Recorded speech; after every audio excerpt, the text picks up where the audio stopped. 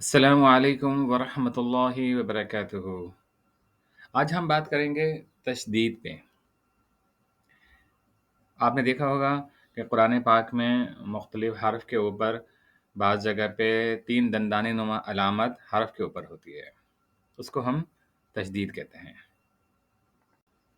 अगर कोई हर्फ़ 2 मरतबा आवाज़ देता हो या 2 दफ़ा पढ़ा जाता हो, इस हर्फ़ को 2 मरतबा लिखने के बजाय सिर्फ़ एक बार लिखकर ऊपर 3 दंदाने नुमा जैसी अलामत लगा देते हैं। तो जब जिस हर्फ़ के ऊपर 3 दंदाने नुमा अलामत लगी होगी, उसको हम 2 दफ़ा पढ़ेंगे। 3 दंदाने नुमा अलामत को हम तशदीद कहते हैं। ये अलामत जिस हर्फ़ के ऊपर होगी, उस हर्फ़ को हर्फ़ मुशद्दद या मुशद्दद कहते हैं। हर्फ़ मुशद्दद गैर मुशद्दद हर्फ़ की तरह एक ही शुमार होता है। मिसाल के तौर पे हम उसको 2 दफ़ा पढ़ते हैं, लेकिन लिखा वो एक ही दफ़ा जाता है और शुमार में भी वो हर्फ़ एक ही दफ़ा आता है। आगे के स्लाइड में इसका ज़िक्र आएगा बिल्कुल।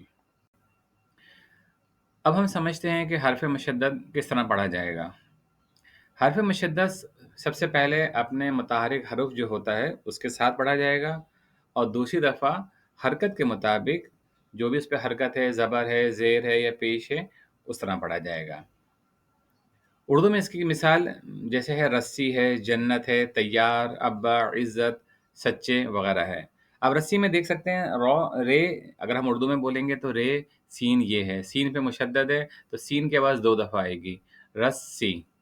ऐसे जन्नत का हम उर्दू में इस्तेमाल करते हैं जीम, नून, दाल 3 हर्फ़ हैं, लेकिन जीम और नून पहले नून जो है जीम से कनेक्ट होगा और नून की फिर अपनी साउंड होगी। जो भी इस पे ज़बर होगा या हरकत के मुताबिक उसकी आवाज़ आएगी। ठीक है? तो ये हमने उर्दू में सिर्फ़ मिसाल के लिए लिखा है, आगे हम अरबी की मश्क करेंगे। यहाँ हमने अल्फ़ाज़ लिखा है हक़। हक़ जो है उसमें हा है और क़ाफ़ है। क़ाफ़ के ऊपर तशदीद है और ज़बर है और जबकि हा के ऊपर ज़बर है। ये एक ही अल्फ़ाज़ है जो 2 हर्फ़ पे मुश्तमिल है। लेकिन इसको हमने पढ़ेंगे कैसे? पढ़ने के लिए हमने क्या किया है कि उसको 3 ब्लॉक में हमने नीचे लिखा है, जिसमें आप देख सकते हैं हा, क़ाफ़, ज़बर, हक़। जो एरो से बता रहा है कि हमने हा को क़ाफ़ से कनेक्ट करना है। तो हा, क़ाफ़, ज़बर, हक़ और क़ाफ़, ज़बर, क़ा, हक़, क़ा। अब यहाँ 2 क़ाफ़ की साउंड हैं, 2 क़ाफ़ को पढ़ा जा रहा है, लेकिन ये शुमार में एक ही आएगा, क्योंकि बीच में इस पे सिर्फ़ तजदीद बन लिखी हुई है हमने। तो यहाँ सिर्फ़ समझाने के लिए बच्चों को स्लाइड के लिए और बड़ों के लिए भी कि ये तजदीद को किस तरह पढ़ा जाएगा, तो ये समझाने के लिए हमने क़ाफ़ को 2 दफ़ा लिखा है यहाँ पर। अब आप देखेंगे कि हमने 3 हरफ़ पर मुश्तमिल एक अल्फ़ाज़ लिखा है सद्दक़। स्वाद, दाल और क़ाफ़। दाल पे तशदीद है और ज़बर है। स्वाद पे भी ज़बर है और क़ाफ़ पे भी ज़बर है। तो सौ जो है अब अगर इसको हम समझेंगे तो ये 3 हरफ़ पर मुश्तमिल अल्फ़ाज़ को हमने स्प्लिट करके सिर्फ़ समझाने के लिए नीचे 4 ब्लॉक में तक़सीम कर दिया। लेकिन वो 4 ब्लॉक में से जो दाल है, उसको भी हमने एक ब्लॉक में जोड़ दिया सिर्फ़ समझाने के लिए कि ये अल्फ़ाज़ जो है, ये हर्फ़ जो है, वो एक है, लेकिन इसको पढ़ा 2 दफ़ा जाएगा।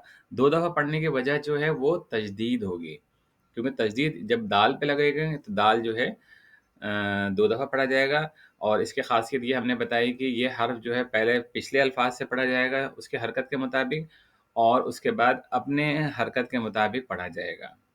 तो अब हम इसको समझेंगे सद्दाक़ा को कि सॉद दाल ज़बर सद और दाल ज़बर दा, सद्दा।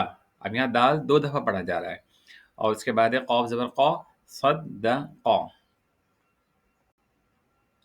यहाँ आप देखेंगे कि 4 हर्फ़ पर मुश्तमिल एक अल्फ़ाज़ लिखा हुआ है मुज़्ज़म्मिलुन। ये 4 हर्फ़ पर मुश्तमिल है, जिसमें से 2 हर्फ़ के ऊपर तजदीद है। तो हम पहले ज़िक्र कर चुके हैं जिस हर्फ़ पे तजदीद होगी वो पहले पिछले अल्फ़ाज़ से कनेक्ट होगा, उसके बाद अपनी हरकत के मुताबिक आवाज़ देगा या साउंड देगा उसकी अपनी। तो अब आप ये देखेंगे कि इस मुज़्ज़म्मिल को हमने 4 हर्फ़ को 6 हर्फ़ पर थोड़ा-सा स्प्लिट किया है इसे समझाने के लिए। लेकिन ये बात का ख़्याल रहे कि जिस हर्फ़ के ऊपर भी तजदीद होगी वो एक ही काउंट होगा। लेकिन यहाँ सिर्फ़ एक ब्लॉक के अंदर हमने समझाया कि ये 2 ज़ा हैं और इनको हम किस तरह से पढ़ेंगे। इसी तरह मीम 2 दफ़ा लिखा है ताकि ये मीम को 2 दफ़ा तजदीद के साथ किस तरह पढ़ा जाएगा।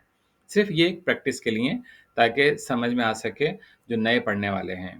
اب آپ دیکھیں گے کہ میم اور زال کو ہم نے ایک پیش سے ملایا ہے، میم زال پیش مز، اور اس کے بعد زال پہ زبر ہے، لیکن وہ زال آگے جا کے پھر دوبارہ میم سے کنیکٹ ہو رہا ہے کیونکہ میم کے اوپر بھی تشدید ہے، تو مزمی، میم کے نیچے زیر ہے، مزمی، لام دو پیش لون، مزملون۔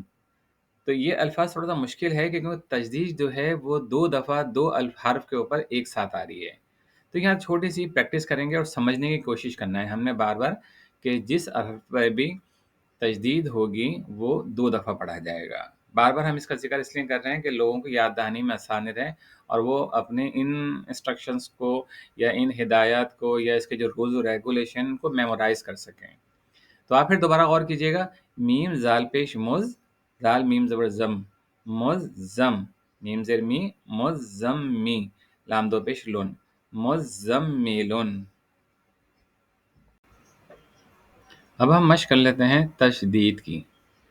تشدید کے اندر آپ غور کیجئے گا، سلائیڈ میں 2 حرف ہیں، 3 حرف ہیں اور 3 سے زیادہ حرف ہیں، درمیان میں مشدد کے حرف ہیں، حروف مشدد بھی ہیں۔